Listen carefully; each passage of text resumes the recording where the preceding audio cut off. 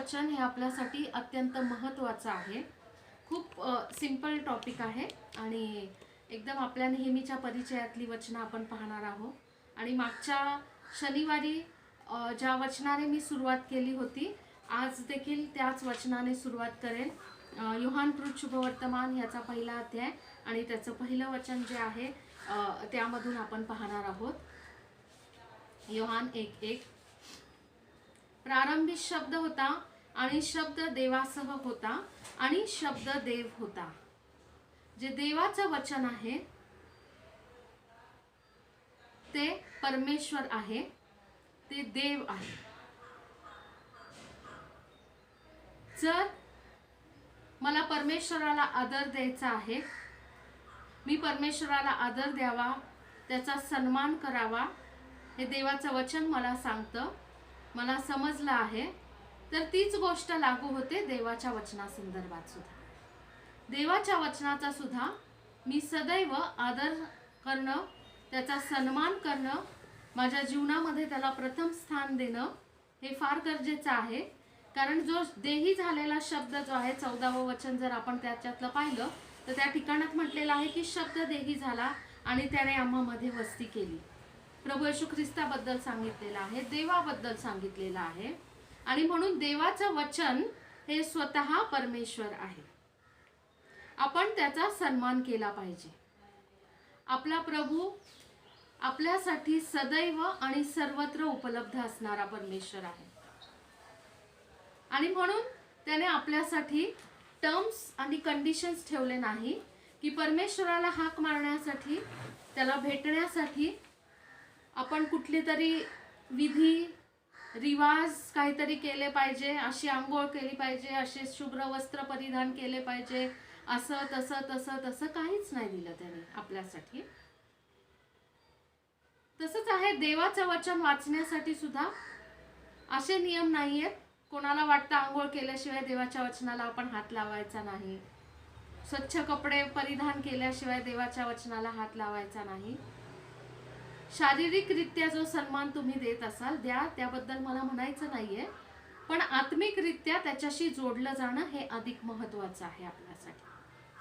हा जो लिहिलेला शब्द आहे आपल्या हातात, जे पवित्र शास्त्र आहे, जो कागद आहे, ज्या कागदांवरती ते टाईप करण्यात आलेलं आहे, त्याला इतकं अधिक महत्त्व नाहीये, पण त्याच्यात लिहिण्यात आलेला जो शब्द आहे त्या शब्दाला महत्त्व आहे, कारण तो शब्द आपल्यासाठी जिवंत होत असतो। प्रियांनो, काही लोकांना सवय असते बायबल वाचत नाहीत ते, पण झोपताना उशाजवळ बायबल, जाता येता फक्त बायबलकडे पाहायचं, रोज पुसून साफ करून ठेवायचं। या सर्व अंधश्रद्धांमधून बाहेर या। त्या वचनाने स्वतःचं जीवन भरून टाकायला आपल्याला शिकायचं आहे। ज्यावेळेस माझ्या जीवनात ते वचन कार्यरत होईल, जसा माझ्यामध्ये परमेश्वराचा श्वास जो आहे, जो परमेश्वराचा जीव माझ्यामध्ये आहे त्याने ठेवलेला, आणि ते वचन ज्यावेळेस मी घेईल त्यावेळेस तो जीव कार्यरत होत असतो आत्मिक गोष्टींसाठी। म्हणून देवाचं वचन आपल्याला स्वीकारणं, आपल्या जीवनामध्ये त्याचा स्वीकार करणं हे आपल्यासाठी फार महत्त्वाचं, फार गरजेचं आहे। तू आपला देव परमेश्वर याचे नाव व्यर्थ घेऊ नको, असं आपल्याला 10 आज्ञांपैकी एक आज्ञा सांगत आहे। तशीच गोष्ट आहे, काय लोक, मी मुद्दाम ह्या छोट्या छोट्या गोष्टी आहेत पण तरी सांगावंसं वाटतं। काही लोक नाही का, आपण म्हणजे त्यांना खरेपणा स्वतःचा पटवायचा असतो। मी खूप लोक पाहिले, बायबलची शपथ सांगतो, बायबलची शपथ सांगते। असं करू नका। पवित्र शास्त्रामध्ये देवाची, स्वर्गाची आणि कशाची शपथ घेऊ नका असं सांगितलं आहे। तुमचं बोलणं होय तर होय आणि नाही तर नाही असावं, असं देवाचं वचन आपल्याला सांगतं। म्हणून त्याचं नाव व्यर्थ घेऊ नका। आपल्याला प्रभूने अशी काही आज्ञा केलेली नाहीये की पवित्र शास्त्र घरात ह्या दिशेला, ह्या साईडला, एवढ्या उंचीवरती ठेवा, असं काही म्हटलेलं नाहीये। पण तरी देखील सर्वांना एक रिक्वेस्ट करेन की देवाचं वचन म्हणजे स्वतः परमेश्वर आहे, तर त्याला एवढं पण लाईटली घेऊ नका, कुठेही टाकून द्यायचं बायबल, कसंही हाताळायचं, तसं करू नका। त्याला सन्मान द्या, कारण ते स्वतः परमेश्वर आहे. ही गोष्ट समजून घ्या. लक्षात घ्या, जर देव स्वतः आपल्या समोर उभा राहिला, परमेश्वराच्या समोर आपण उभं राहिलो, तर आपण कसं वागू? त्या प्रकारानेच पवित्र शास्त्राला हाताळायला आणि वापरायला शिका.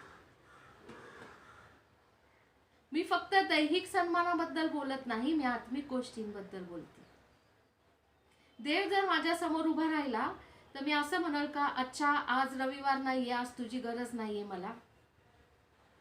काही काही लोक रविवार ते रविवार बायबल वापरतात. चर्चला जाताना घेऊन जायचं, घरी आल्यावरती ठेवलं की पुढच्या संडेलाच चर्चला जाताना बायबल घ्यायचं असतं. तसं आपल्याला करायचं नाही. जशी प्रत्येक श्वासागणिक आपल्याला परमेश्वराची गरज आहे, आपल्याला त्याची आवश्यकता आहे, आपल्याला तो हवा आहे, त्याच्याकडे आपलं मागणं असतं, तसंच गोष्ट आहे सेम देवाच्या पवित्र वचनाची. ते सुद्धा सदैव आपल्यासाठी गरजेचं आहे. आपल्याला हवं आहे, ते हवंसं आहे, आपल्यासाठी अत्यंत महत्त्वाचं आहे, गरजेचं आहे. त्याच्याशिवाय आपण कोणी आणि काहीच नाही. प्रियांनो, ही गोष्ट आपल्याला समजणं आपल्यासाठी फार महत्त्वाची गोष्ट आहे. दुसरा महत्त्वाचा पॉइंट, मी खूप आज सिंपल घेणार आहे गोष्टी, परंतु महत्त्वाच्या गोष्टी आहेत. योहान कृत शुभवर्तमान याचा 6वा अध्याय आणि त्याचं आपण 63वे वचन वाचूया. योहान कृत शुभवर्तमान याचा 6वा अध्याय आणि 63वे वचन वाचूया आपण. आत्मा हा जिवंत करणारा आहे, देहापासून काही लाभ नाही. मी जी वचने तुम्हाला सांगितली आहे ती आत्मा व जीवन अशी आहे. देवाचा आत्मा आणि देवाचं जीवन देवाचा शब्द आहे. म्हणून पवित्र आत्मा सुद्धा तुम्ही मी दिलेल्या ऑर्डर्स, तुम्ही मी केलेल्या रिक्वेस्ट, तुम्ही मी बोललेल्या शब्दांवरती कार्य करत नाही. आपल्यापैकी जितक्या कोणाला पवित्र आत्मा मिळालेला आहे, जितक्या कोणाला पवित्र आत्मा मिळावा अशी अपेक्षा आहे, आणि आपण सर्वच जण देवाच्या पवित्र आत्म्यावरती विश्वास ठेवणारे आहोत. आपल्या प्रत्येकासाठी हे समजणं गरजेचं आहे की देवाचं पवित्र वचनच आपल्यासाठी आत्मा पण आहे आणि आपल्यासाठी जीवन पण आहे. जर आपण उत्पत्ती 1 मध्ये सृष्टीची रचना जी परमेश्वर देवाने केली ह्याच्याबद्दलच्या गोष्टी पाहिल्या, कॉमन आहे, सिंपल आहे, आपल्या सर्वांना माहिती आहे की परमेश्वर देव जो पिता होता आणि तो शब्द जो बोलत होता तो प्रभू येशू ख्रिस्त होता, आणि गोष्टी अस्तित्वात आणणारं जे सामर्थ्य होतं ते पवित्र आत्मा होता. परंतु पवित्र आत्मा त्याच्या मनाने कार्य करत नव्हता, किंवा देव मनातल्या मनात नाही बोलला की आता झाडं होत का पक्षी होत. देव मनातल्या मनातच बोलला काहीतरी आणि पवित्र आत्म्याने केलं, असं झालं नाही. त्याने शब्द बोललेला आहे, तो उच्चारलेला आहे शब्द देवाने. उत्पत्ती 1 वाचलं तर तुम्हाला कळेल ह्या गोष्टी. नंतर वाचा, आता माझ्याकडे लक्ष द्या. आणि महत्वाचं म्हणजे पवित्र आत्म्याने तोच शब्द घेतला आणि त्याच गोष्टी अस्तित्वात आणल्या. जेव्हा परमेश्वराने समजा म्हणाला असेल झाड वनस्पती हे सर्व हो, त्यावेळेस देवाच्या आत्म्याने झाड आणि वनस्पतीच अस्तित्वात आणले. समजत आहे? जेव्हा देव बोलला की पशु पक्षी रांगणारे पशु असं सर्व काही हो, त्यावेळेस देवाच्या आत्म्याने त्याच गोष्टी अस्तित्वात आणलेल्या आहेत. सांगायचा उद्देश आणि तात्पर्य हे की आपल्या जीवनात सुद्धा देवाने आपल्याला पवित्र आत्मा दिलेला आहे, पवित्र आत्म्याच्या सामर्थ्याने आपल्याला भरलेला आहे. परंतु तो पवित्र आत्मा तुम्ही आणि मी जी वायफळ बडबड करतो, मनुष्याचे मर्त्य मनुष्याचे जे शब्द आहेत त्याच्यानुसार तो कार्य करत नाही. तर त्याला कार्यरत करण्यासाठी देवाचं वचन बोलणं, देवाच्या वचनाचा उपयोग करणं गरजेचं आहे. जर माझ्या जीवनात सुद्धा मला प्रार्थनेचं उत्तर पाहिजे आहे, मला काहीतरी चमत्कार पाहिजे आहे, मला काहीतरी गोष्ट परमेश्वरापासून पाहिजे आहे, तर देवा कर, असं कर, प्लीज कर, तुला हे सगळं माहिती आहे, देवाला ते सगळं, हे सगळ्या गोष्टींनी काही फायदा होणार नाही. पवित्र आत्मा गोष्टी अस्तित्वात आणणार नाही जोपर्यंत तुम्ही देवाचं वचन किंवा शब्द बोलत नाही तुमच्या परिस्थितीसाठी. उदाहरणार्थ, समजा एखादी व्यक्ती आजारी असेल, त्यांना आरोग्य पाहिजे आहे, तर आपण ज्यावेळेस देवा मला आरोग्य दे, मला बरं कर, माझा रोग आजार काढ, ओके फाईन. पण ज्यावेळेस आपण देवाचं वचन बोलतो, प्रभू येशू ख्रिस्ताला बसलेल्या फटक्याने मला आरोग्य प्राप्त झालेलं आहे, विश्वास त्याच्याबरोबर कार्यरत होतो आपल्या जीवनात आणि त्या वचनाची आपण घोषणा करायला लागतो, त्यावेळेस आपल्या जीवनामध्ये त्या आरोग्याची स्थापना, त्याचं कार्य पवित्र आत्मा करायला लागतो. किंवा एखादा व्यक्ती कुठल्या तरी परिस्थितीला, समस्येला घाबरलेला आहे, देवा माझ्यातलं भय काढ, असं बोलण्यापेक्षा जो जगात आहे त्यापेक्षा माझ्यामध्ये जो आहे तो श्रेष्ठ आहे, हे देवाच्या वचनाची घोषणा करा. परमेश्वराने मला भित्रेपणाचा नाही तर सामर्थ्याचा आणि संयमनाचा आत्मा दिलेला आहे, अशी जी वचनं आहे ती बोला. प्रत्येक परिस्थितीसाठी वेगवेगळी वचनं असतात. आणि ज्या वेळेस आपल्या प्रार्थना, आपल्या कबुली, आपल्या चमत्कार, कुठल्याही गोष्टींची आपल्याला परमेश्वरापासून अपेक्षा आहे, याच्यामध्ये प्रार्थना सुद्धा येते की मला प्रार्थनेची उत्तरं पाहिजे असतात. माझ्या प्रार्थनेचं उत्तर मिळवण्याचं एक कारण, अनेक कारणं आहेत प्रार्थनेची उत्तर न मिळण्याचे, अनेक कारणं आहेत प्रार्थना या उत्तरं मिळण्याचे, यशस्वी प्रार्थना करण्याचे. आणि आपल्या प्रार्थनांची उत्तरं प्राप्त करण्याचं एक सर्वात महत्त्वाचा, कधीच न विसरता येण्या एवढा व्हेरी व्हेरी इम्पॉर्टंट पॉइंट हा आहे की माझ्या प्रार्थना सुद्धा देवाच्या वचनाद्वारेच असाव्या, देवाच्या वचनावर आधारित असाव्या. देवाचं वचन, मी ज्या पण विषयासाठी, ज्या गोष्टीसाठी प्रार्थना करत आहे, त्या संदर्भात देवाचं वचन काय सांगतं, हा देवाच्या वचनाचा पुरावा घेऊन परमेश्वराच्या समक्षतेत ज्यावेळेस आपण उभा राहतो आणि त्या पवित्र वचनाची आपण घोषणा करतो, त्यावेळेस जो पवित्र आत्मा आहे तो त्या गोष्टी अस्तित्वात आणत असतो. प्रिय, म्हणून मला देवाचं वचन माहिती असणं हे माझ्यासाठी फार अत्यंत गरजेची गोष्ट आहे. कारण देवाचं जे वचन आहे ते आत्मा आहे आणि त्याच्यामध्ये जीवन आहे. येशू ख्रिस्ताने स्वतःच काय म्हटलं, मार्ग, सत्य आणि जीवन मी आहे, माझ्याकडे आल्या वाचून पित्याकडे कोणी जाऊ शकत नाही. जर मला जीवन पाहिजे आहे, येशू ख्रिस्ताने म्हटलं मी तुम्हाला जीवन आणि सार्वकालिक, तुम्हाला विपुल जीवन देण्यासाठी आलो, भरपूर जीवन, अबंडंट लाईफ देण्यासाठी आलो, हे प्रभू येशू ख्रिस्ताने म्हटलेलं आहे. जर मला माझ्या जीवनामध्ये अशा भरपूर जीवनाचा, सार्वकालिक जीवनाचा अनुभव घ्यायचा आहे, मला ते जीवन जर प्राप्त करायचं आहे, मला जीवन म्हटलेला प्रभू येशू ख्रिस्त जर माझ्या जीवनामध्ये प्राप्त करायचा आहे, तर त्याला कार्यरत करण्यासाठी मला जिवंत असलेला शब्द म्हणजे देवाचं वचन बोलणं गरजेचं आहे. ते माझ्यासाठी जीवन आहे.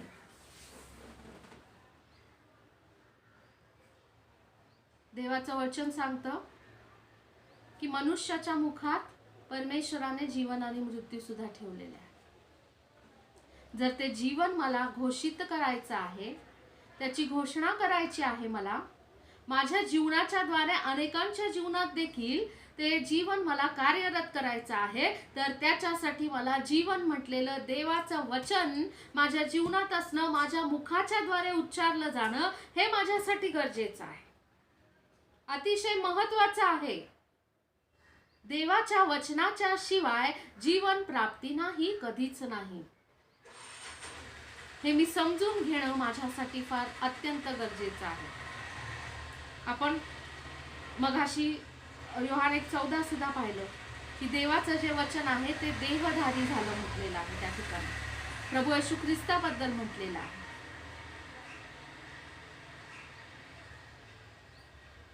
इब्री लोकास पत्र 5वा अध्याय 12 ते 14 वचन. या वास्तविक इतक्या काळात तुम्ही शिक्षक व्हावयास पाहिजे होता, पण तुम्हाला देवाच्या वचनांची मुळाक्षरे पुन्हा कोणीतरी शिकवण्याची जरुरी आहे आणि तुम्हाला दुधाची गरज आहे, जड अन्न चालत नाही असे तुम्ही झाला आहात. कारण दुधावर राहणारा नीतिमत्वाच्या वचनाशी अपरिचित असतो, कारण तो बाळक आहे. पण ज्यांच्या ज्ञानेंद्रियांना वहिवाटाने चांगले आणि वाईट समजण्याचा सराव झाला आहे, अशा प्रौढांसाठी जड असे अन्न आहे.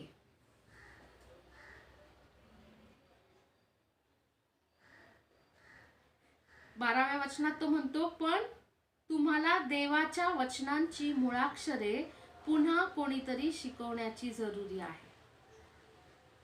दूध, जड अन्न, अशा देखील अनेक गोष्टी त्या ठिकाणामध्ये परमेश्वर बोलत आहे. थोडक्यात सांगायचं म्हणजे देवाचं वचन जे आहे हे आपल्या प्रत्येक व्यक्तीसाठी आत्मा आणि जीवन आहे, आणि आपल्या आत्म्यासाठी ते भोजन आहे.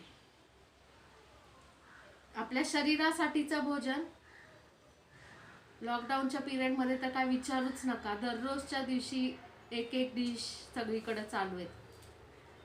निम्म्याच्या वर लोकांच्या स्टेटसमध्ये सगळे फोटोज तेच असतात, आज हे बनवलं, ते बनवलं, ते बनवलं. Very good. शरीरासाठी पोषक असं अन्न महत्वाचं आहे. डोळ्यास चांगलं दिसतं, परंतु जर त्याच्यात पोषक तत्व नाहीत, चवीला चांगलं आहे पण त्याच्यात पोषक तत्व नाहीत, अशा प्रकारचं अन्न, फॉर एक्झाम्पल सर्वांनाच समजल, जंक फूड ज्याला आपण म्हणतो आजकाल चाललंय सगळीकडं, ते आपल्या शरीरासाठी पोषण देणारं नसतं प्रियांनो. अशी कुठलीच आई नाहीये की जिला वाटेल की 24 तास माझ्या मुलांनी चिप्स आणि बर्गरच खात बसावं. इनफॅक्ट आयांचे प्रयत्न काय असतात, काही पण करून आपल्या बाळाला भाजी, भात, चपाती, म्हणजे जे आपण घरगुती शिजवलेलं अन्न जे त्यांच्या शरीराला पोषक आहे, ज्याच्याद्वारे त्यांच्या शरीराला काहीतरी पोषण मिळणार आहे, असं काही ना काही योजना करून मदर्स लोक एकदम बेस्ट कुक असतात त्यांच्या लेकरांसाठी. लेकरांना कसं आवडतं काही ना काय आयडिया करून करून त्याच्यात बदल घडवून, पण त्यांचा इच्छा असते आणि अट्टहास असतो की ते पोषक जे अन्न आहे ते लेकरांना खायला घाला. ते रडू नयेत, हट्ट करू नये, किंवा एकमेकांचं पाहतात कोणाचं तरी म्हणून कदाचित आपण त्यांना थोडेसे चिप्स, वेफर्स, बर्गर आणि व्हॉटेवर ते देत असू. पण कुठलीच जी चांगली माता आहे ती कधीच अशी अपेक्षा धरणार नाही की माझ्या लेकरांनी 24 तास ह्याच गोष्टींवरती जगावं. कधीच नाही, कधीच नाही.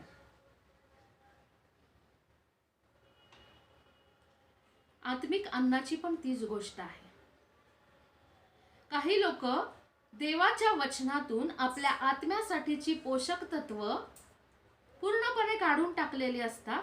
फक्त आपल्याला चांगलं दिसणारं किंवा चवीला चांगलं वाटणारं, म्हणजेच लोकांच्या कानाची खास जिरवणारं, त्यांच्या मनाला हा काय छान, काय भारी, आमच्या मनासारखं, आम्हाला जे पाहिजे तेच बोलले नेमकं, अशा प्रकारचं वचन त्यांच्या पुढे सादर करतात. परंतु ते त्यांच्या आत्म्याचं पोषण कधीच करू शकत नाही प्रिय. काही लोक आहेत, आपल्याला कोणाच्या विरोधात बोलायचं नाही, पण जगभरात जी सत्य परिस्थिती चालली आहे ती त्याच्याकडे दुर्लक्ष सुद्धा करता येत नाही आपल्याला.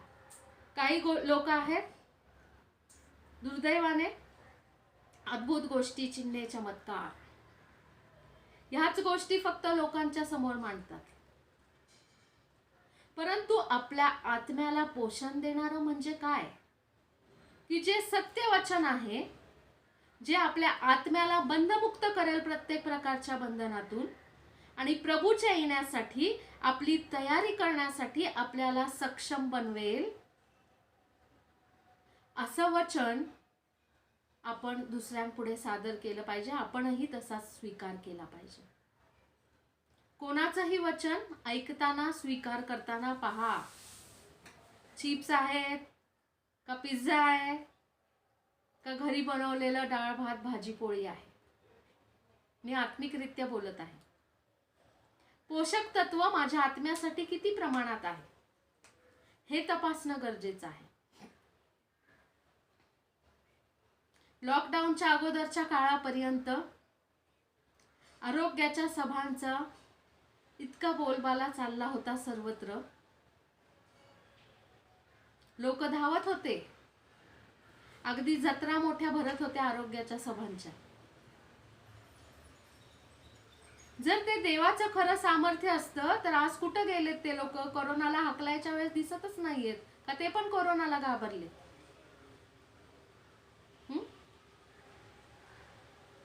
देवाच प्रभू येशू ख्रिस्ताचं बघा उदाहरण, प्रेषितांचे उदाहरण बघा. समजा त्या काळामधलं एखादं कुठलंही उदाहरण घेतलं, कुष्ठरोग समजा, लेप्रेसी जे होतं, त्या काळामध्ये त्या रोगावरती औषध नव्हतं काहीच. असाध्य रोग म्हणजे एखाद्या व्यक्तीला झाला तर संपला तो विषय. त्या व्यक्तीला गावाच्या बाहेर काढून त्यांना तिथे गावाच्या बाहेर राहायला लावायचे. ते अशुद्ध असायचे, सगळं त्यांना चेहरा सगळं कव्हर करावं लागायचं आणि लोकांनी पण आपल्या जवळ येऊ नये म्हणून त्यांना सतत अशुद्ध अशुद्ध अशुद्ध असं ओरडत राहावं लागायचं. चालताना सुद्धा लोकांना कळायचं म्हणजे ह्यांना लेप्रेसी झालेला आहे, कुष्ठरोग झालेला आहे, ह्यांच्या जवळपास आपण जाऊ नये. पण प्रभू येशू ख्रिस्त हा स्वतः आरोग्यदाता परमेश्वर आहे. त्याच्या ठाई आरोग्य होतं म्हणून येशू ख्रिस्ताने काय केलं बरं? बघा किती पण उदाहरणं, मी आता तो आपला आजचा विषय नाहीये, पण कुष्ठरोगी पण होते ना, त्यांना स्पर्श करून त्याने आरोग्य दिलेले. वाचा पवित्र शास्त्रामध्ये, तो जीवन होता स्वतःच. म्हणून जो रोग ज्याच्यासाठी जगामध्ये औषधच नाही, असाध्य रोग होता, त्याला देखील, तशा रोगांनी पछाडलेल्या व्यक्तीला देखील स्पर्श करायला प्रभू येशू ख्रिस्तामध्ये भय नव्हतं. कारण त्या रोगाचं सामर्थ्य त्याच्यावरती येऊ शकतच नव्हतं, तर त्याच्यामध्ये असलेलं जीवनाचं आणि आरोग्याचं सामर्थ्य ते समोरच्या मधला रोग नष्ट करायला समर्थ होतं. तो स्वतः देवाचं वचन होता, तो स्वतः देवाचा शब्द होता. आपल्याला आरोग्याचे सभा घेणारे अनेक लोक स्टेजवरून खूप आरडेओरडे करतात, खूप साऱ्या गोष्टींचे क्लेम करतात. मी खूप दिवस एवढ्या लॉकडाऊन पासून चेक करते किती साऱ्या लोकांचे आपण ऑनलाईन आणि सगळे लाईव्ह वगैरे प्रोग्राम्स असतात. आपल्याला फेसबुक आणि यूट्यूब वरती जाऊन बघितलं तर तेच चालू असतं. पण त्याच्यापैकी मॅक्झिमम सगळे लोक आपल्या नॉर्मल देवाचे वचन सांगणारेच देवाचे सेवक आहेत. ऑनलाईन आरोग्याच्या सभा मी आजपर्यंत पाहिल्या नाहीयेत लॉकडाऊन मध्ये. कुठं गेलं सामर्थ्य? का प्रभूमध्ये ते सामर्थ्य नाहीये का? आहे सामर्थ्य त्याच्यामध्ये. आज त्याच्या वचनावरती उभे असलेले तुम्ही आणि मी, आज आपण सुरक्षित आहोत, कारण त्याच्या वचनाचं आरोग्याचं सामर्थ्य तुमच्या माझ्या जीवनामध्ये, आपल्या कुटुंबामध्ये, आपल्या प्रियजनांच्या जीवनामध्ये वाहत आहे. म्हणून जगाला ज्या व्याधी, जे रोग आजार पछाडून टाकत आहे, ते आपल्या जवळ सुद्धा अजून आलेले नाहीत. त्याने आपल्याला सुरक्षित ठेवलेलं आहे, कारण त्याच्या वचनाचं ते आरोग्य देणारं जे सामर्थ्य, जो स्वतः प्रभू येशू ख्रिस्त, जो जिवंत देवाचा कार्यकारी शब्द आहे, तो आपल्या जीवनामध्ये कार्यरत आहे. प्रियांनो, त्याच्यासाठी आपल्याला विशेष आरोग्याच्या सभांना धावायची गरजच पडली नाही. आहेत का इथे कोणी बसलेले विशेष आरोग्याच्या सभेला गेल्यामुळे मला आज कोरोना होत नाही? आपण तर आपल्या घरांमध्येच प्रार्थना करत आहोत, आपल्या घरात आहे त्या ठिकाणातून त्याला हाक मारत आहोत. पण आपण खऱ्या अंतकरणाने आणि सत्य वचनाचा शोध घेऊन त्याच्या सत्य वचनावरती उभे आहोत, म्हणून त्या वचनामध्ये असलेलं आरोग्याचं सामर्थ्य आपल्यामध्ये कार्यरत झालेलं आहे. प्रियांनो, कोरोना कुठल्याच मनुष्याला घाबरत नाही. त्याच्यासाठी सगळे मनुष्य सारखे आहेत. कोरोनावरती रोग कुठलाही अँटीडॉट नाही अजूनपर्यंत निघालं, कुठलं औषध नाही निघालं म्हणता येईल की जे त्याला पूर्ण नेस्तनाबूत करू शकेल.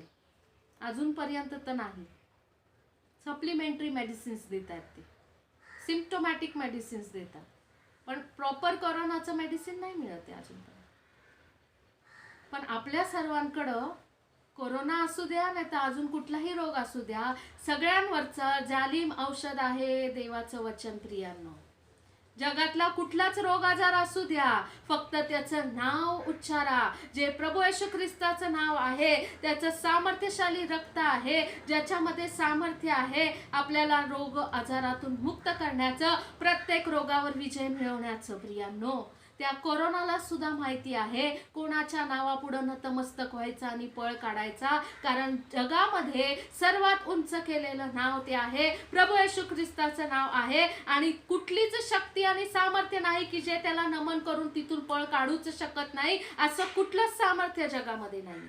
मी फक्त कोरोना विषयीच बोलते असं नाहीये प्रियांनो, जगात तो ज्वलंत विषय चालू आहे म्हणून मी बोलले. पण कुठल्या समस्या असू द्यात, कुठले प्रश्न असू द्यात, कुठल्या अडचणी असू द्या, इनफॅक्ट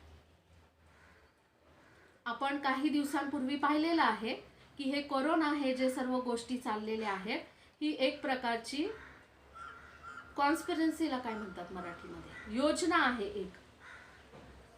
एक साजिश हिंदीमध्ये वर्ड असतो. एक घातक अशी बनवलेली योजना आहे. आपण पाहिलं होतं ख्रिस्त विरोधी आणि खोटा संदेष्टा आणि श्वापद यांच्याबद्दलच्या गोष्टी पाहिल्या होत्या. जगभरातले जे गव्हर्नमेंट्स आहे, पॉलिटिशियन्स आहे, अनेक गोष्टी आहेत त्याच्यामध्ये. बोलायला गेलं तर ऑल टुगेदर डिफरंट टॉपिक आहेत.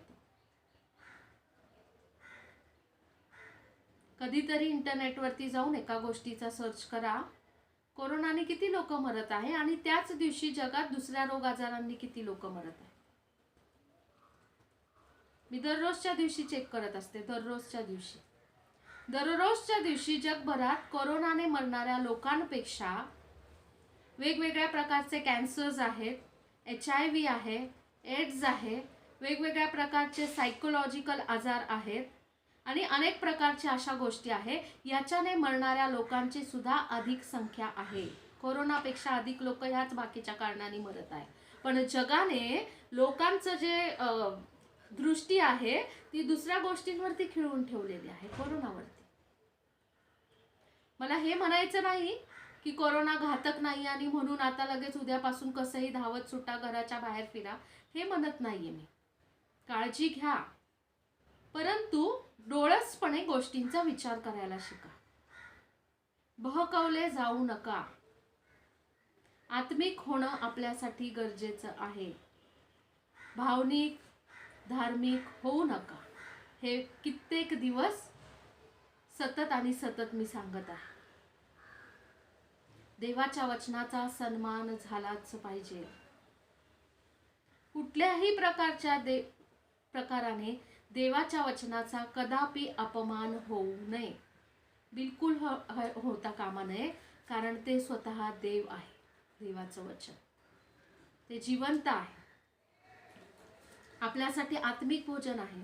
आणि हे जे वचन आता इब्री लोकासपत्र 5व्या अध्यायामधलं वाचलं, काल प्रार्थना आपण जे केली आपली ऑनलाईन, त्यावेळेस सुद्धा मी हे वचन सांगितलं होतं. अजून कधीतरी सांगितलेलं आहे, मला आठवत नाही, की आपण निऱ्या दुधाची अपेक्षा न करता जड अन्न देखील स्वीकारावं. येशू ख्रिस्त आरोग्य देतो, प्रीती करणारा देव आहे, असं चमत्कार करणारा आहे, हे पापांची क्षमा करणारा आहे, हे दूध आहे. नवीन आलेल्या लोकांना पचल एवढं दिलेलं अन्न आहे. परंतु प्रौढ व्यक्तीसाठी हे आहे की दररोजच्या दिवशी वचनरूपी जलस्नानाने स्वतःला धुवून शुद्ध करावे. तो नीतिमान परमेश्वर आहे, तो पवित्र परमेश्वर आहे. तो आता प्रीती करण्यासाठी येणार नाही, तर तो आता न्याय करण्यासाठी येणार आहे. आपण प्रभू येशू ख्रिस्ताला अजून गवाणीतलं बाळ म्हणून का त्याची जास्त आठवण करत नाही, याच्या मागे सुद्धा हेच कारण आहे प्रियांनो. प्रभू येशू ख्रिस्ताच्या जन्माच्या अगोदर जुन्या करारातले संदेश ते जे आहेत, त्या सर्वांनी प्रभू येशू ख्रिस्ताच्या जन्माबद्दलचं 300 वर्ष, 400 वर्ष, 700 वर्ष आणि त्याच्या पण अगोदर प्रभू येशू ख्रिस्ताच्या जन्माबद्दल भविष्यवाण्या केल्या होत्या की तो बाळक म्हणून कुमारीच्या द्वारे जन्म घेणार आहे. अनेक गोष्टी. तो जो काळ होता आणि प्रभू येशू ख्रिस्ताचा प्रत्यक्ष जन्म ज्यावेळेस झाला होता पृथ्वीवरती, मत्तई, मार्क, लूक, योहान या पुस्तकांमध्ये शुभवर्तमानाच्या सुरुवातीच्या अध्यायांमध्ये आपल्या सर्वांना ते गोष्टी माहितीच आहे. प्रभू येशू ख्रिस्ताचा कसा जन्म झाला आणि सर्व गोष्टी, तो बाळक म्हणून मनुष्य रूप धारण करून कसा आला. त्याच्या अगोदरचं जे जग आहे ते वाट पाहत होतं की जे बाळ येणार आहे जन्माला, त्याची, जो मसीहा जन्माला येणार आहे त्याची. प्रभू येशू ख्रिस्ताने त्याच्या मृत्यूच्या अगोदर जे वलांडणाचं शेवटलं भोजन केलं त्याच्या शिष्यांबरोबर, त्यावेळेस त्याने प्रभू भोजनाच्या बद्दल आपल्याला सांगितलं, आज्ञा दिलेली आहे. जितक्यांदा तुम्ही माझ्या नावात एकत्र जमताल तितक्यांदा हे करा. हे माझं शरीर आहे, तुम्हासाठी मोडलं जात आहे. हा द्राक्षारस माझं रक्त आहे, जो तुमच्यासाठी नवीन करार करत आहे. त्याचं मोडलं गेलेलं शरीर, त्याचं सांडण्यात आलेलं रक्त हे त्याच्या जन्माची आठवण करून देत नाही प्रियांनो, त्याच्या मृत्यूची आणि त्यानंतर तो पुनरुत्थित होणार आहे याची आठवण करून देतो. आणि निरंतरचा विधी परमेश्वरांनी तो येऊपर्यंत आपल्याला आठवणीत ठेवण्यासाठी प्रभू भोजन घेण्याची आज्ञा दिलेली आहे. ज्यावेळेस आपण ज्या वेळेस प्रभू भोजन घेतो त्यावेळेस आपण प्रभू येशू ख्रिस्ताच्या मृत्यूची आठवण करतो, तो पुनरुत्थित झाला आठवण करतो आणि तो पुन्हा येणार आहे ही आठवण करतो. आज जे जड अन्न घेणारे, जे प्रौढतेप्रत पोहोचलेले विश्वासणारे आहेत, ते बाळक म्हणून येणाऱ्या प्रभू येशू ख्रिस्ताची आता वाट पाहत नाही.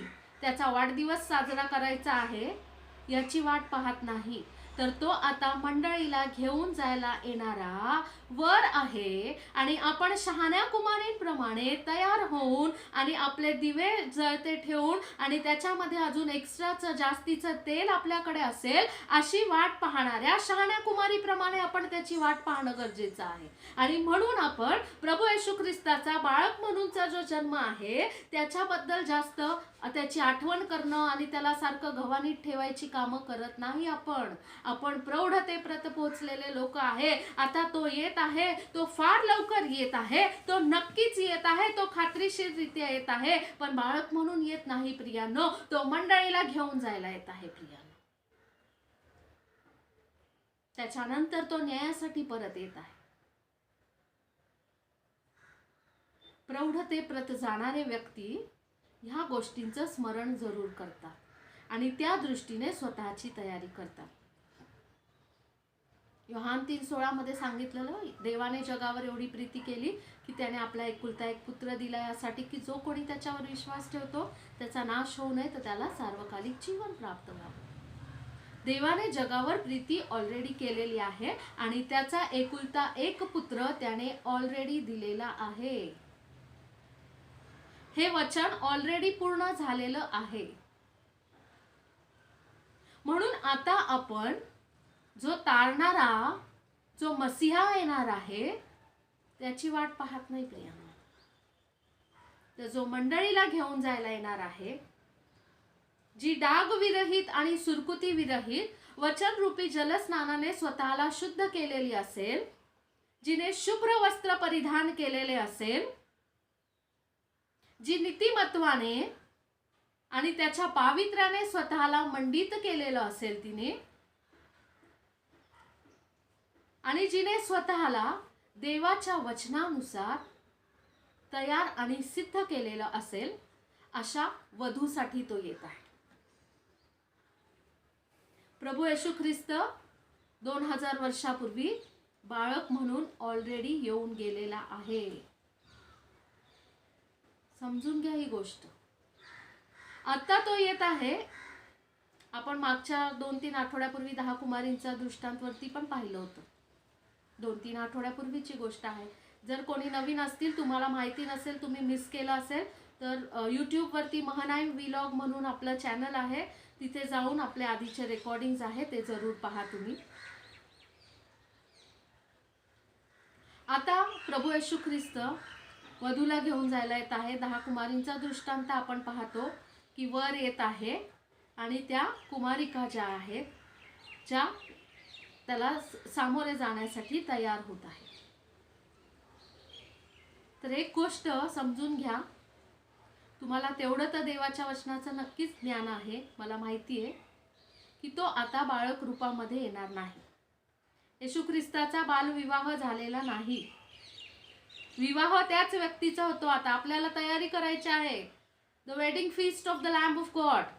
देवाचा जो कोकरा आहे त्याच्या लग्नाच्या मेजवानीची तयारी करायची आहे. आणि लग्न एका सज्ञान आणि प्रौढ अशा व्यक्तीचं होत असतं. का बाळाचं होतं लग्न? नाही होत. कायद्याने गुन्हा आहे ना. देशामधले जे कायदे, जगातले कायदे, त्यांनी पण बालविवाह गुन्हा आहे. आणि देवाच्या वचनात सुद्धा प्रभू येशू ख्रिस्ताचा बालविवाह कुठे नमूद केलेला नाही. तो वर म्हणून येणार आहे. तो एक प्रौढ व्यक्तिमत्व म्हणून आता येणार आहे. तर आपण त्याला काय बाळक म्हणून आत्मिकरित्या सामोरे जाणार की त्याची एक सज्ञान झालेली, प्रौढ झालेली अशी वधू म्हणून त्याला सामोरे जाणार. ही चॉईस आपली आहे.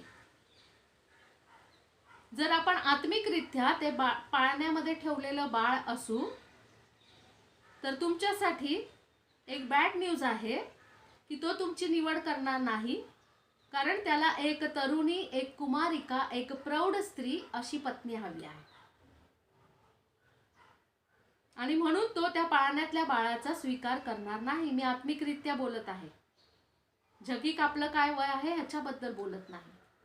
आणि म्हणून आपल्याला जर सज्ञान व्हायचं आहे, त्या निर्या दुधाची अपेक्षा आता सोडून आपल्याला प्रौढासारखं जर जड अन्न स्वीकारायला तयार व्हायचं आहे, सक्षम व्हायचं आहे, तर आपल्या आत्म्याला तेवढ्या प्रौढत्वापर्यंत नेण्यासाठी, तसंच सक्षम करण्यासाठी तेवढ्या जड अन्नाची, तेवढ्या अधिक प्रमाणामध्ये स्ट्रॉंग अशा जास्ती आणि जास्ती प्रमाणातल्या देवाच्या वचनाची, जे आपलं शुद्धीकरण करल, आपल्याला प्रौढत्वापर्यंत नेईल अशा वचनाची आपल्याला गरज आहे. आणि आपल्या आत्म्यासाठी आत्मिक जे अन्न आहे ते आत्ता वाचलेल्या वचनानुसार देवाचं वचन आहे.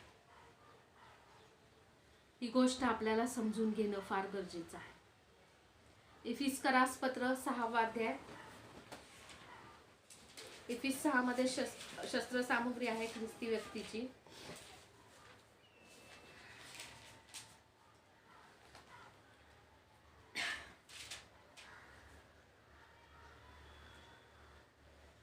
मी 14व्या वचनापासून, इनफॅक्ट 13व्या वचनापासूनच वाचेल, पण आपल्याला जे पॉइंट आपल्या आजच्या विषयाला धरून आहे त्याच्याबद्दल आपण नंतर पाहूया. इफिस्करास पत्र 6 अध्याय 13व्या वचनापासून. ह्या कारणास्तव तुम्हाला वाईट दिवसात प्रतिकार करता यावा व सर्व काही केल्यावर टिकाव धरता यावा म्हणून देवाची शस्त्र सामुग्री घ्या. सर्वात प्रथम म्हणजे ही शस्त्र सामुग्री कोणी दिली आहे? कोणाची आहे? देवाची शस्त्र सामुग्री म्हटलेलं आहे देवाच्या वचनामध्ये. ओके. कुठला मनुष्य आपल्याला ती देऊ शकत नाही. ती दैहिक नाही तर ती आत्मिक आहे. देवापासून आहे म्हणून ती सार्वकालिक आहे. देवापासून आहे म्हणून ती स्वर्गीय आहे. देवापासून आहे म्हणून ती गौरवी सुद्धा आहे शस्त्र सामुग्री.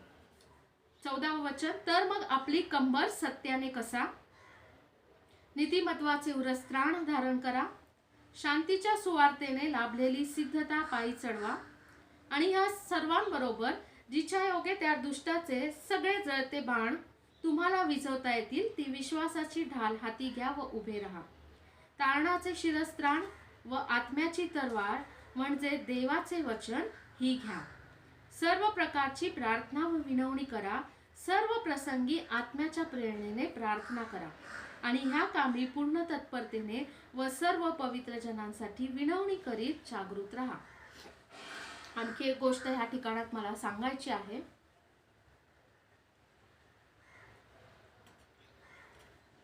हे वचन आपल्याला माहिती आहे.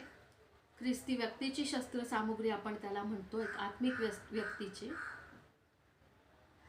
आणि आपल्या सर्वांना माहिती आहे शस्त्र सामुग्री धारण कोण करतं? जो व्यक्ती युद्धासाठी चाललेला आहे किंवा जो सैनिक आहे. बरोबर. आपण घरात कधी कोण आपल्यापैकी कोणी नाहीये, बबलू ब्रदर आहे तिकडं पोलीस मध्ये, त्यांची वर्दी असते टिपिकल, ते सोडता आपण कोणी कसली शस्त्र सामुग्री घरात घालून फिरत असतो का? कधी फिरतो का? नाही फिरत आपण. कारण आपण आर्मी मध्ये कोणी नाही, सैनिक नाही. आत्मिकरित्या हो, आपण सर्वजण आहोत. मी दैहिकरित्या बोलत आहे. आता आणखी एक महत्त्वाची गोष्ट म्हणजे तुम्हा सगळ्यांना माहिती आहे, आर्मीमध्ये, सैन्यामध्ये सैनिक असलेले जे व्यक्ती आहेत ते एक प्रौढ असं व्यक्तिमत्व असतं. कोणी बघितलंय का की 2 वर्षाचा सैनिक आहे, 2 वर्षाचा मुलगा, 5 वर्षाचा बाळ आहे, ते सैनिक झालेलं आहे, 4 महिन्याचं बाळ पाळण्यातलं सैनिक झालेलं आहे. पाहिलंय का आपण कधी? नाही. 10 आणि 12 वर्षाचा मुलगा आहे, नाही, त्याला खूप समजबुद्धी आलेली आहे. 15 वर्षाचा मुलगा आहे, 10वी पास झालेला आहे, तरी देखील तो सैनिक व्हायला पात्र नाही प्रियांनो. कायद्याने नेमून दिलेली वयोमर्यादा, ज्याला प्रौढत्व असं सिद्ध केल्याशिवाय तो व्यक्ती, तो मुलगा, तो व्यक्ती जो आहे तो सैनिक होऊ शकत नाही. आत्मिकरित्या सुद्धा आपण बाष्फळतेने ती फक्त शस्त्रसामुग्री धारण करायच्या प्रार्थना करू शकत नाही. आत्मिकरित्या सर्वात प्रथम आपल्याला प्रौढ होणं गरजेचं आहे, तरच आपल्याला अधिकार मिळेल की ख्रिस्ताच्या सैन्यामध्ये आपण त्याचे सैनिक म्हणून जाऊ शकू. आणि जर सैनिक झालो तरच आपल्याला अधिकार मिळेल ती शस्त्रसामुग्री धारण करू शकू. जर मी प्रौढ नाही तर मी सैन्यात नाही, मी जर सैन्यात नाही तर मी सैनिक नाही, जर मी सैनिक नाही तर माझ्याकडे शस्त्र सामुग्री नाही. ही गोष्ट आपल्याला समजणं गरजेचं आहे. थोडक्यात सांगायचं म्हणजे आत्मिकरित्या प्रौढत्वाप्रत पोहोचलेल्या व्यक्तीसाठीच ही वचन आहे. तोच व्यक्ती सैनिक होण्यासाठी पात्र आहे. आपलं जे वचन आहे की आपण देवाच्या वचनाबद्दल पाहत आहोत आणि म्हणून 17व्या वचनात म्हटलं की आत्म्याची तलवार म्हणजे देवाचे वचन. जर ह्या मनुष्याची सर्व शस्त्र सामुग्री आपण बघितलं की सत्याचा कमरबंद आहे, नीतीचे उरस्त्राण आहे, शांतीच्या पादुका आहेत, विश्वासाची ढाल आहे आणि तारणाचं शिरस्त्राण आहे आणि सरते शेवटी आत्म्याची तलवार लिहिलेला आहे. बाकीच्या ज्या गोष्टी आहेत ह्या संरक्षण करण्यासाठी असतात. शिरस्त्राण म्हणजे डोक्यात घालण्याची गोष्ट असते, जे शत्रूच्या हल्ल्यापासून डोक्याचं आणि नाजूक भाग असतो, डोक्यात मार लागला तर लवकर मृत्यू होतो, म्हणून सैनिकांना डोक्याचं संरक्षण करायसाठी शिरस्त्राण काहीतरी गोष्टी दिलेल्या आहे. कमरबंद जो आहे तो कमरेच्या नाजूक भागाचं रक्षण करण्यासाठी आहे. ढाल जी आहे ती सुद्धा समोरून जो हल्ला होतो, बाण येत असतील किंवा तलवारीने कोणी हल्ला करत असेल तर तो रोखून धरण्यासाठी योग्य प्रकाराने ढालीचा उपयोग करतात, म्हणजे ते सुद्धा एक बचावात्मक आहे. पायामध्ये सुद्धा ज्या सिद्धता घातलेल्या आहेत किंवा पादुका ज्या घातलेल्या आहेत त्या सुद्धा पायाचं रक्षण करतात की पायावरती हल्ला होऊ नये, म्हणून सैनिक लोकांचे वेगळ्या प्रकारचे शूज किंवा त्यांचे पायामध्ये घालायच्या गोष्टी असतात. ह्या सर्व ज्या गोष्टी आहेत ज्या आपल्याला आपल्या जीवनाद्वारे प्रगट करायच्या आहेत, ह्या सर्व गोष्टी फक्त स्वतःचं रक्षण करण्यासाठी आहे. परंतु तलवार हे एकच असं काय म्हणतात त्याला, युद्धाचं शस्त्र आहे की ज्याच्याद्वारे आपण समोरच्या शत्रूवर हल्ला करू शकतो. बाकी सर्व आपल्याला फक्त सुरक्षित ठेवतात प्रियांनो, परंतु समोरच्या शत्रूला एक युद्धनीती असती. युद्धामध्ये काय होत असतं माहिती का, शत्रू पण हल्ला करतात, ते आपल्याला चुकवायचे असतात, स्वतःचं रक्षण करायचं असतं, पण फक्त रक्षण करत बसणारा हा सैनिक नसतो. त्याचं काम काय असतं की स्वतःचा बचाव करता करता जे शत्रूचे लोक असतील त्यांना सुद्धा नायनाट त्यांचा करायचा, त्यांना मारून टाकायचं, त्यांच्यावरती हल्ला करायचा, त्यांना जायबंदी करायचं, त्या सैनिकांना जखमी करायचं. सगळ्या देशांमध्ये हेच नियम असतात युद्धाचे. आत्मिकरित्या सुद्धा तेच आहे. किती दिवस जर देवाचं वचनच नाही, आपण फक्त स्वतःचा बचाव करत बसू समोरून ढाल धरली तर पाठीमागून हल्ला करेल तो. उजव्या साईडनी जर का रक्षण करायला गेलो तर डाव्या साईडने हल्ला करेल आणि आपण त्रस्त होतो.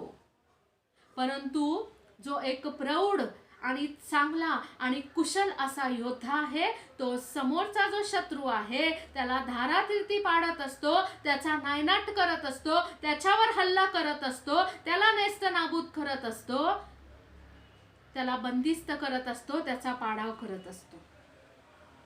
फक्त स्वतःचा बचाव करणारा हा कधीच जिंकणारा ठरत नाही प्रियांनो. जो शत्रूचा नायनाट करतो की आता समोर शत्रूच राहिला नाही, त्यावेळेसच त्या व्यक्तीला विजयी असं घोषित करण्यात येत असतं, त्या गटाला विजयी असं घोषित करण्यात येत असतं. हे सत्य आहे, सर्वांना माहिती आहे, ह्याच्यात नवीन काही मी सांगत नाहीये, नॉर्मल गोष्ट आहे. अनेक युद्ध इतिहासात आपण पाहतो जगभरामध्ये, तेव्हा तेच आहे. एक तर समोरचा शत्रू पूर्णपणे सगळेजण मेलेले आहेत, त्यांचा पूर्ण नायनाट झाला आहे, किंवा काही लोकांचा मृत्यू झाला आणि काही लोक इतके घाबरले की ते त्या ठिकाणातून पळ काढला, किंवा समोरचा शत्रू आहे तो शरण आला की नाही, पांढरा निशाण दाखवतात ते की आम्हाला इथं युद्ध थांबवायचंय, तुम्ही जे म्हणाल त्या गोष्टी करायला आमची मान्यता आहे, आम्हाला इथून पुढं युद्ध करायचं नाही. आणि त्या प्रकाराने सैतानाला, त्याच्या साम्राज्याला दहशत बसावी तुमची, आणि आपल्या समोर येणारा सैतानाच्या द्वारे प्रत्येक जो त्याचा दुरात्मा समूह आहे, आपलं युद्ध हे रक्तमांसाबरोबर नाही, हे तर देवाचं वचन सांगतं, ते लक्षात घ्या. कुठल्या व्यक्तीबरोबर जाऊन आपल्याला युद्ध करायचं नाही. परंतु सैतान सुद्धा डायरेक्ट आपल्या समोर येत नाही, हा मी सैतान आहे, मी सैतानाचा देवदूत आहे, कर माझ्याशी युद्ध. तो व्यक्तींचाच ताबा घेत असतो. आपल्याला व्यक्तींबरोबर युद्ध करायचं नाही, त्यांचे स्वभाव, त्यांच्या मागून कार्य करणारे जे आत्मे आहे, सैतानी आत्मे, त्यांच्याशी आपल्याला युद्ध करायचं असतं. आणि जर माझ्याकडे ती वचनाची तलवार जर आहे, तरच मी त्याच्यावरती हल्ला करायला सक्षम आहे प्रियांनो, तरच मी त्याला नेस्तनाबूत करू शकतो, तरच तो मला शरण येऊ शकतो, तरच तो त्या ठिकाणातून पळ काढू शकतो, आणि तरच त्या युद्धामध्ये मी विजयी होऊ शकतो. थोडक्यामध्ये युद्धामध्ये जर मला विजयी व्हायचं आहे तर वचनाची तलवार माझ्याकडे असणंच गरजेचं आहे. ती दुधारी अशी तलवार आहे, दोन्ही बाजूनी धार असलेली तलवार आहे. त्या दोन्ही बाजूची धार म्हणजे काय, एका साईडला नवीन करार, एका साईडला जुना करार, दोन्ही पाहिजेलेत. अर्धे अधुरे कुठले तरी वचन घ्यायचे आणि युद्ध आपण करू शकत नाही. काय काय लोक फक्त नवीन करार अशी खेळतात. अहो, सुरी घेऊन कोणी जातं का युद्ध करायला? घरातली सुरी असेल, एक मोठा चाकू ज्याला म्हणतात, तसा घरामध्ये असेल आपल्या काहीतरी मोठ्या गोष्टी कट करण्यासाठी ठेवलेला, तो घेऊन कोणी युद्धाला जात नाही. युद्धासाठी तलवारच गरजेची आहे.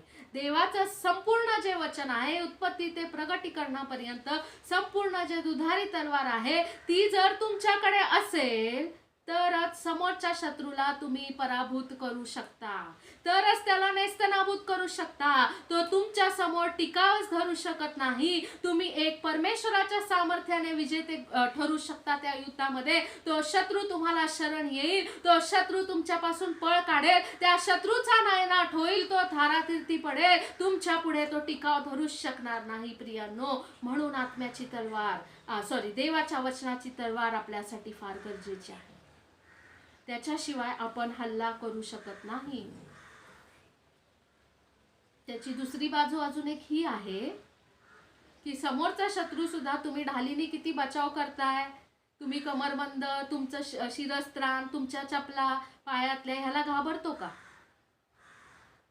जितकी धारदार तळपती अशी तुमच्या हातात दुधारी तलवार आहे ना, त्या तलवारीला तो घाबरतो. तलवारीच्या सामर्थ्याला शत्रू घाबरत असतो प्रियांनो. ही गोष्ट समजणं गरजेचं आहे.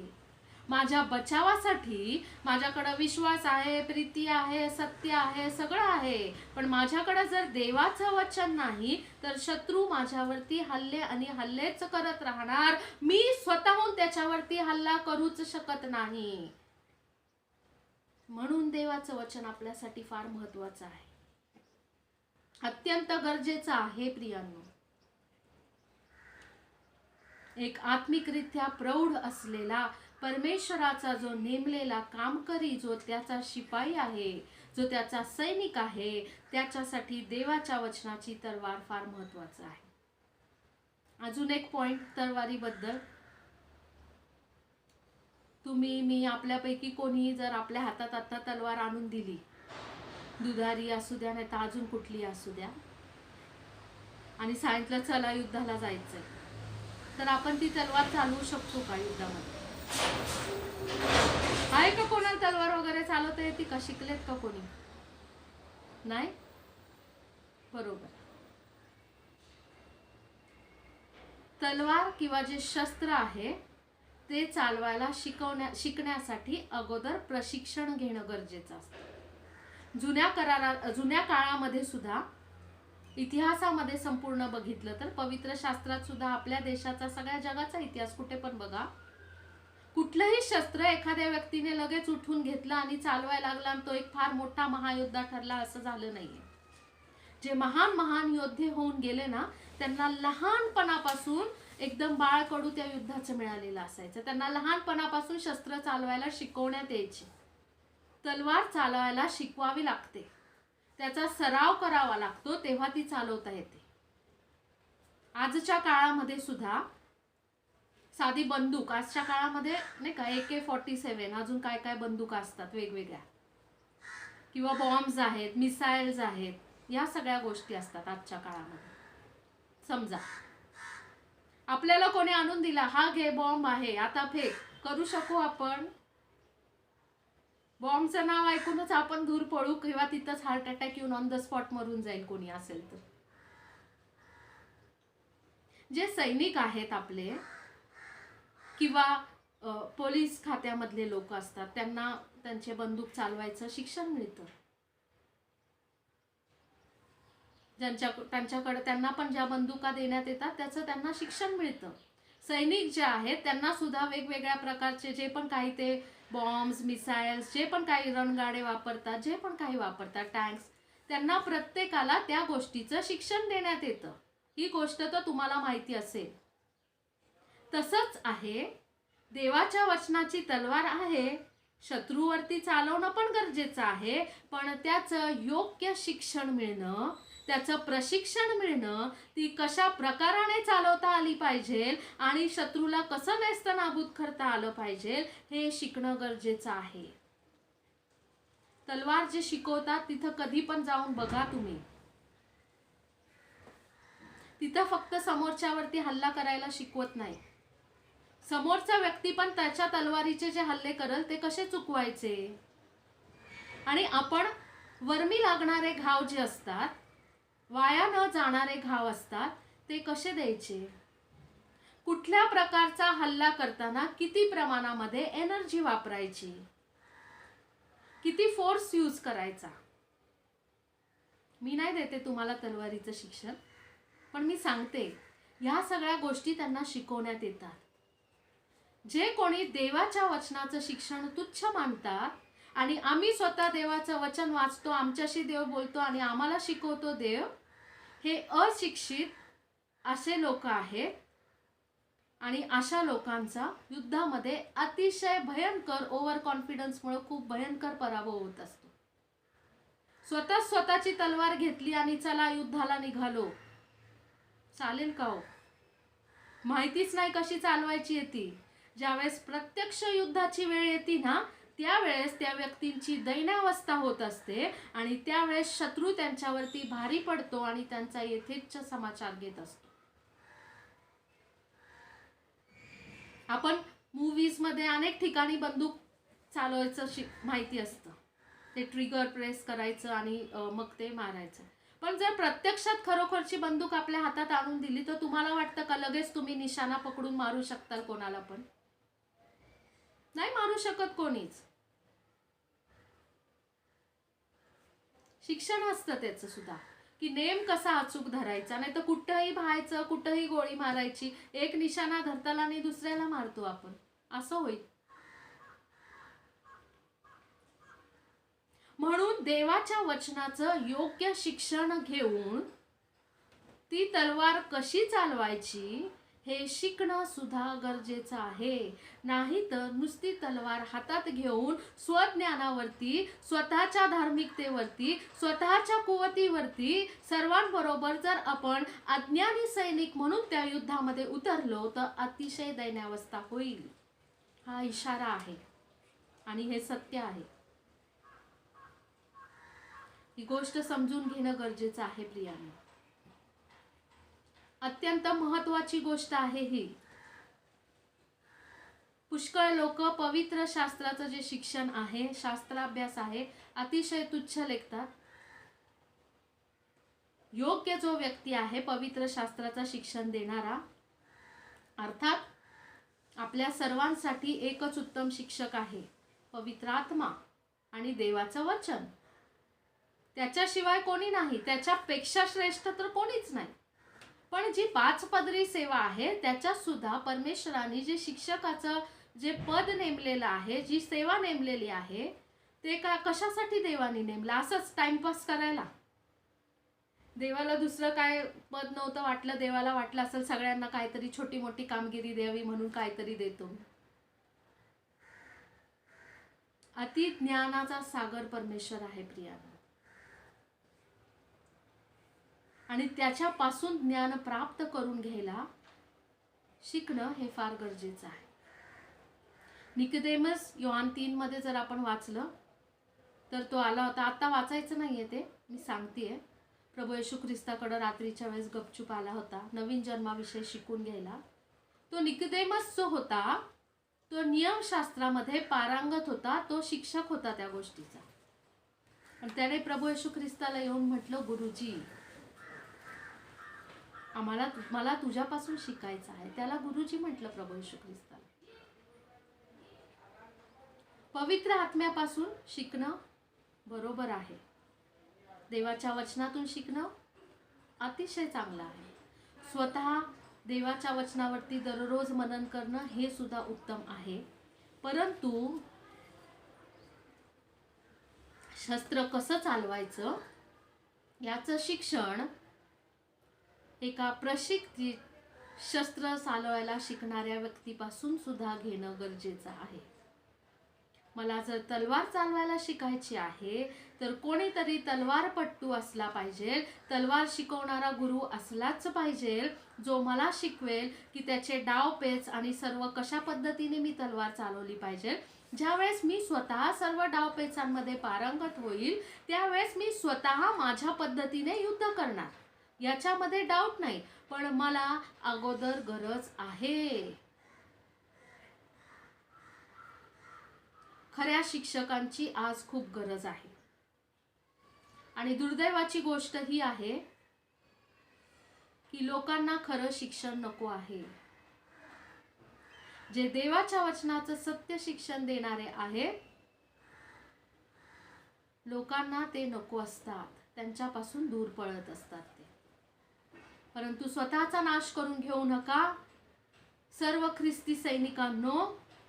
त्याचं शस्त्र जे आहे, देवाच्या वचनाची जी तलवार आहे, जी दुधारी तलवार आहे, ती चालवायला योग्य प्रशिक्षकाकडूनच अगोदर शिका. ही सर्वांना नम्रतेची विनंती. नुसती तलवार घेऊन जर एकटेच धावलात तर तुमचा नक्की पराभव होईल. फक्त तलवार घेऊन ती कशी चालवायची जर हे माहिती नाही तर तुमचा नक्की सैतान तुमचा येथेच समाचार घेईल. ही गोष्ट सुद्धा शिकणं समजणं फार गरजेचं आहे. मला वाटतं आपला टाइम संपलेला आहे. घ्यायचं का आणखी? किती वेळ झालेला आहे काय मला माहिती नाही.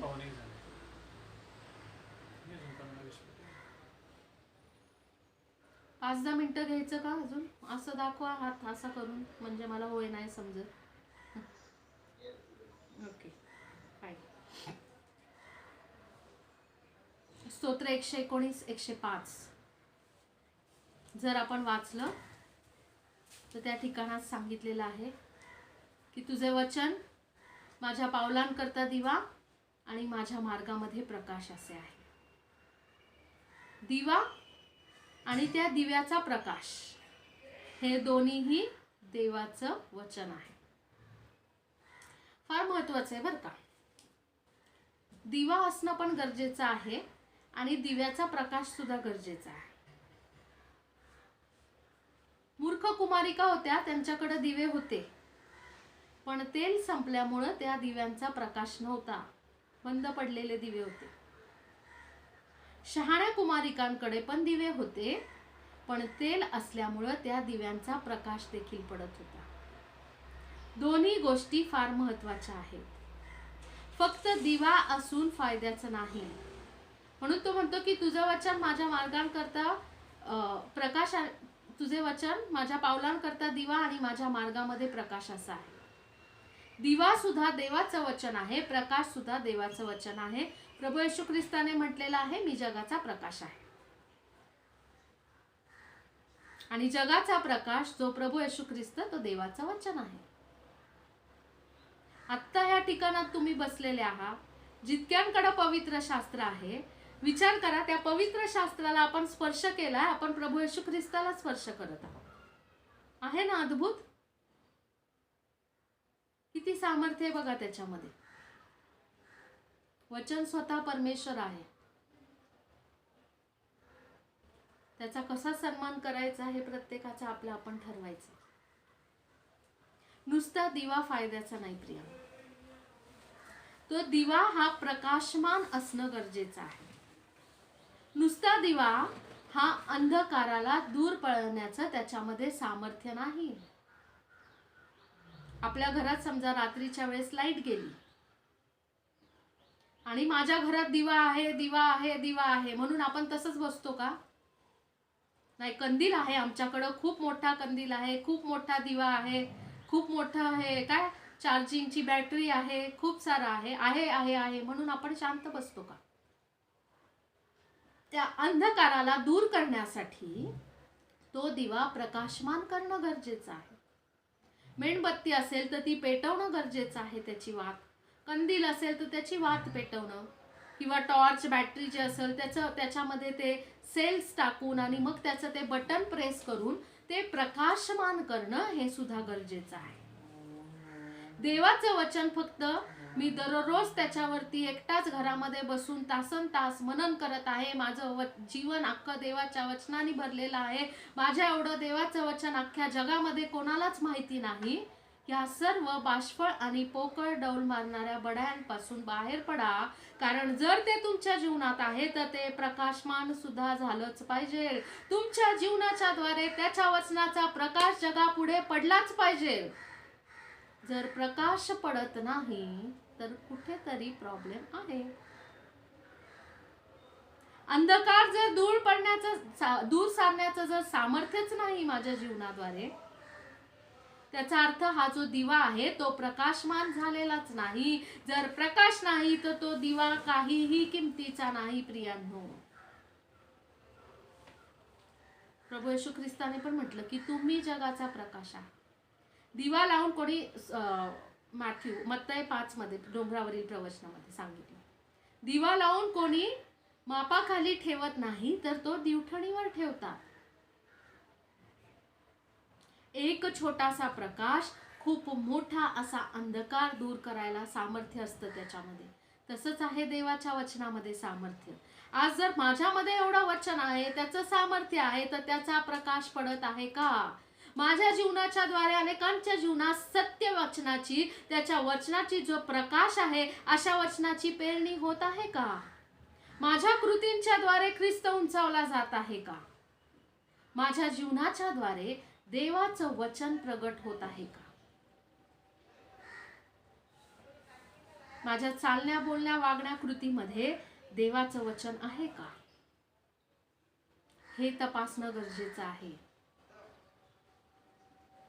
देवाचं वचन जे आहे ते आपल्या अंतःकरणाचा पहिला शोध घेतं प्रियांनो. जेव्हा ते आपल्या जीवनामध्ये, माझ्या अंतःकरणात प्रथम प्रकाशमान होतं, सर्वात प्रथम ते माझ्या जीवनातला अंधकार अगोदर दूर काढतं. काही लोकांचं उलट असतं, मी प्रकाश आहे, मी दिवा आहे, मी हे आहे आणि दुसऱ्यांच्या फक्त जीवनातला अंधकार दूर करायचं काम मला सोपवलेलं आहे. तसं नसतं प्रियांनो. आधी स्वतः प्रकाशमान झाल्याशिवाय दिवा इतरांना प्रकाश देऊ शकत नाही. देवाच्या ज्ञानाने आपण प्रकाशित झाल्याशिवाय आपण इतरांपर्यंत तो प्रकाश पोहोचवू शकत नाही प्रियांनो. आधी माझ्या जीवनातला अंधकार दूर पळालाच पाहिजे, तर मी इतरांच्या जीवनातला, माझ्या सभोवतालचा अंधकार दूर पळवू शकेल. जर माझं जीवन अंधकाराने भरलेलं आहे तर त्याचाच अर्थ तो दिवा प्रकाशमान झालेला नाही. मी बंद दिवा घेऊन फिरत आहे आणि जर बंद दिवा घेऊन कोणी फिरत असेल, अंधार दूर होईल असा व्यक्ती दिसला तर आपण त्याला काय म्हणू? एखादा व्यक्ती अंधारात बंद दिवा घेऊन फिरते हातात आणि म्हणते बघा बघा आता उजेड होणार आहे सगळीकडं, असं होणार आहे तसं होणार आहे. आपण वेडा आणि मूर्ख समजू त्या व्यक्तीला. आपण केलं तर लोक पण आपल्याला वेडा समजते. आत्मिकरित्या हीच गोष्ट आहे. आपले अंतचक्षु प्रकाशित करणारं देवाच्या वचनाचं प्रगटीकरण आपल्याला प्राप्तच झालेलं नाही. त्याच्या वचनाचं प्रगटीकरण वैयक्तिकरित्या माझ्याशी बोललेलं नाही. माझ्या जीवनामध्ये स्वतः प्रथम वैयक्तिकरित्या त्याने बदलच घडवलेला नाही आणि मी मात्र दुसऱ्यांच्या जीवनातला अंधकार दूर काढायचं काम करत आहे, जेव्हा की माझं स्वतःचं जीवन अंधकाराने भरलेलं आहे. उसना प्रकाश काही कामाचा नाही प्रियांनो. दुसऱ्यांना मिळालेल्या प्रगटीकरणाच्या द्वारे स्वतःचं आयुष्य त्याच्यावरती धकवू नका. स्वतःच्या जीवनामधला दिवा स्वतः प्रज्वलित करायला शिका. दररोजच्या दिवशी परमेश्वरापासून पवित्र आत्म्याच्या द्वारे त्याच्या वचनाचं नवीन असं प्रगटीकरण जे आपले अंतचक्षु प्रकाशित करल, जे आपल्या जीवनाला प्रकाशमान करल असं वचन घ्यायला शिका. कारण आपण प्रकाशाची प्रजा आहो. आपल्याला अंधकारात चालण्यासाठी नव्हे तर प्रकाशामध्ये चालण्यासाठी त्याने पाचारण केलेलं आहे. आपण जगाचा प्रकाश आहो. आपल्या जीवनामधला तो प्रकाश हा प्रकाशमान झालाच पाहिजे आणि तो प्रकाशमान जर झालेला आहे तर तो दिवठणीवरती ठेवलेल्या दिव्याप्रमाणेच असला पाहिजे की जो अनेकांच्या जीवनामधला अंधकार दूर करायला सक्षम ठरेल. प्रियांनो, जोपर्यंत मला स्वतःला देवाच्या वचनाच्या सत्य ज्ञानाचा अनुभव घडत नाही, ते माझ्या जीवनामध्ये वैयक्तिकरित्या कार्य करत नाही, तोपर्यंत माझ्या जीवनाच्या द्वारे ते इतरांच्या दुसऱ्यांच्या जीवनामध्ये कधीच कार्यरत होत नाही. हे समजून घेणं गरजेचं आहे.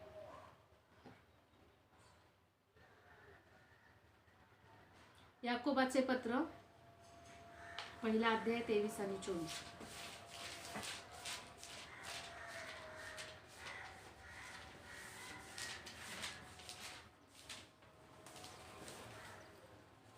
याकोब 1:23 आणि 24. कारण जो कोणी, बघा खूप महत्वाचं वचन आहे, कारण जर कोणी वचन नुसते ऐकून घेतो व त्याप्रमाणे आचरण करीत नाही तर तो आरशात आपले शारीरिक मुख पाहणाऱ्या माणसासारखा आहे. तो स्वतःला पाहून तेथून निघून जातो आणि आपण कसे होतो हे तेव्हाच विसरून जातो. बघा किती महत्वाचं लिहिलेलं आहे.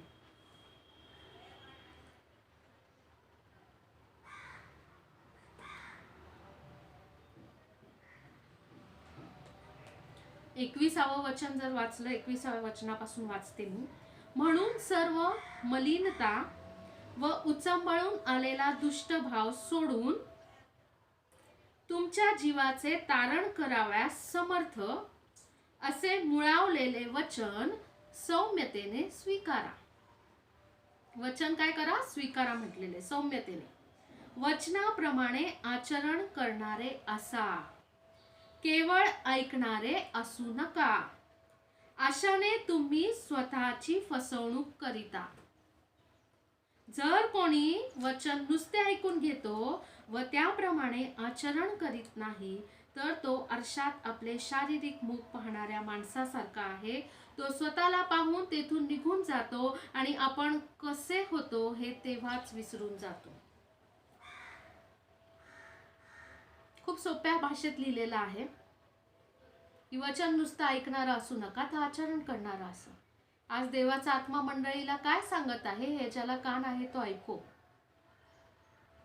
याच्यापेक्षा आणखी किती सोप्या भाषेत सांगायचं मला माहिती नाही. आपण फक्त ऐकणारे नसावं, आचरण करणारे असावं.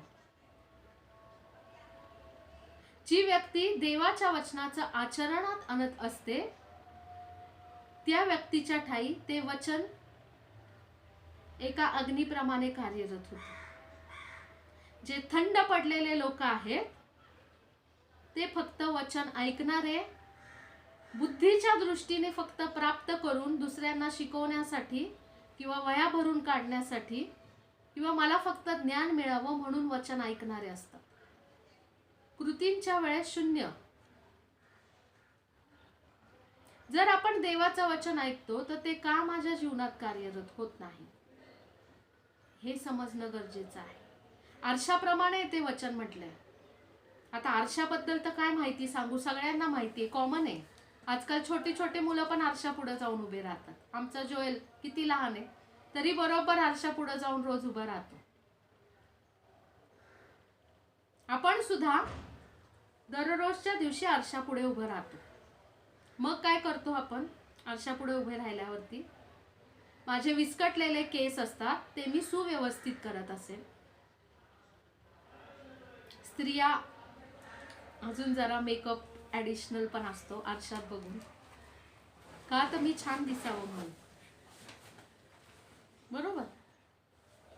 आपल्या शरीरावरती, आपल्या चेहऱ्यावरती जे काही अशुद्धता असेल, काही चुकीचं असेल, समजा काही डाग पडला असेल, काहीतरी लागलं असेल, घाणेरडं खरकाटं उडलं असेल, तर आपण लगेच आरशाला नावं ठेवतो का हा आरसा चांगला नाहीये, हा फोडून टाका, नवीन आरसा आणा, हा माझ्या चेहऱ्यावरचे सगळे दोष दाखवायला लागलाय, या आरशात माझे केस विस्कटलेले दिसतायत. करतं का कोण असं? आरसा लगेच फोडून बिडून टाकायचा, दुसरा आरसा आणा, हा आरसा नको. आपण काय करतो उलट, आरशामध्ये जर आपल्याला काय चुकीचं दिसलं तर आपण सुधारणूक करतो. चेहरा माझा मळीन झालेला दिसला तर मी जाऊन साबणाने स्वच्छ तो धुवून काढेल, पाण्याने धुवेल चेहरा. माझे केस विस्कटलेले असेल तर मी ते सुव्यवस्थित करेल. स्त्रिया असतील त्या साज शृंगार करतील व्यवस्थित आरशात बघून. बरोबर. मग जर देवाचं वचन कधी आपल्याला सुधारणूक दाखवतं तर आपण ते का स्वीकारू शकत नाही?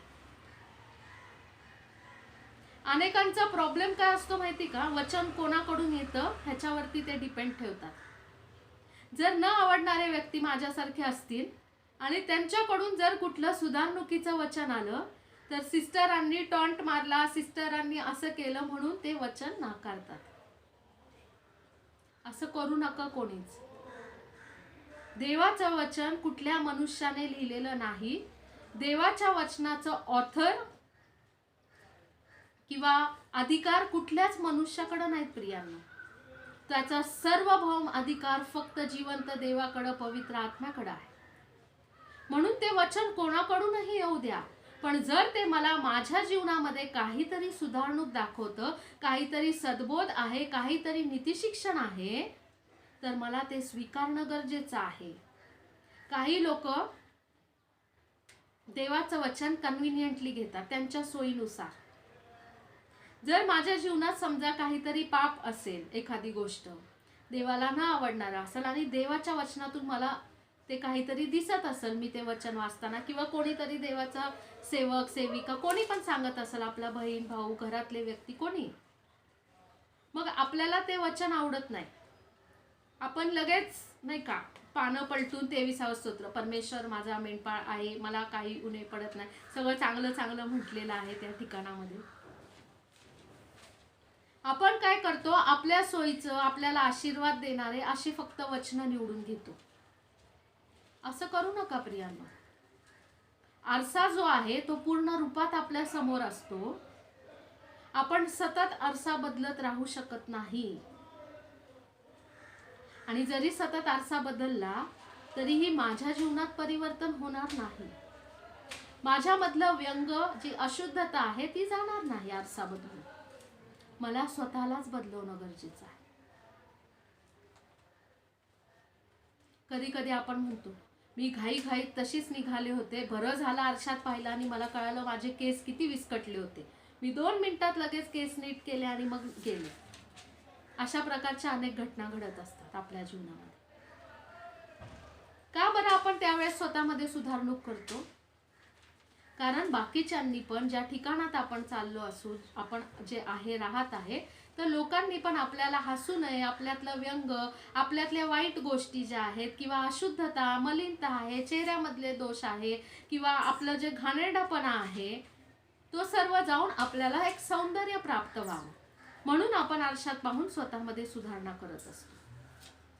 तसं आत्मिक जे सौंदर्य आहे ते जर प्राप्त करायचं आहे तर देवाच्या वचनाच्या आरशामध्ये पाहणं गरजेचं आहे. मी मगाशी सांगितलेला एक पॉइंट परत बोलत की प्रभू त्याच्या जो वर आहे तो त्याच्या वधूसाठी येत आहे. आपल्या सर्वांना माहिती आहे वधू किंवा नवरी जी असती तिच्यासाठी एकदम इम्पॉर्टंट गोष्ट असती शेवटच्या क्षणापर्यंतची आरसा. मी आतापर्यंतच्या आयुष्यामध्ये कितीही खेडेगाव असू द्या, शहरातली तर गोष्ट सोडा, खेडेगावात मधले पण अनेक लग्न पाहिले, पण तिथं सुद्धा एक पण वधू अशी पाहिली नाही की जी विदाऊट आरशाची तयार झालेली. तिचा पोशाख नीट आहे का, सर्व ते तिचे दागिने व्यवस्थित घातलेले आहे का, तिचं मेकअप, हेअरस्टाईल सगळं, केस व्यवस्थित आहे का, जे पण काही मेकअप लावला असेल मग तो एकदम साध्यातला साधा असू द्या, घरगुती पद्धतीचा किंवा हायफाय मधला असू द्या, पण एका वधूसाठी स्वतःला तयार करण्यासाठी सर्वात महत्वाची गोष्ट आरसा असते. मला माहिती नाही तुम्ही मान्य करताली गोष्ट की नाही. जर आपण त्याची एक वधू म्हणून स्वतःला तयार करत आहोत तर आपल्याला आरसा गरजेचा आहे. तो आरसा आपल्याला ज्या चुका दाखवल आपल्यामधल्या त्या सुधारणं पण गरजेचं आहे. कुठली नवरी अशी बघितली का विस्कटलेले केस, चुरगळलेली साडी, कशी तरी तुटकी मुटकी जुनी पुराणी एखादी चप्पल फाटकी, लिपस्टिक आरसा नसल्यामुळे अशी कशी पण वेडी वाकडी लावलेली, बाहेर गेलेली, काजळ पण कसं तरी लावलेलं आहे, सगळं डोळ्याच्या बाहेर गेलेलं आहे, अशी वधू कधी कोणी पाहूच शकत नाही.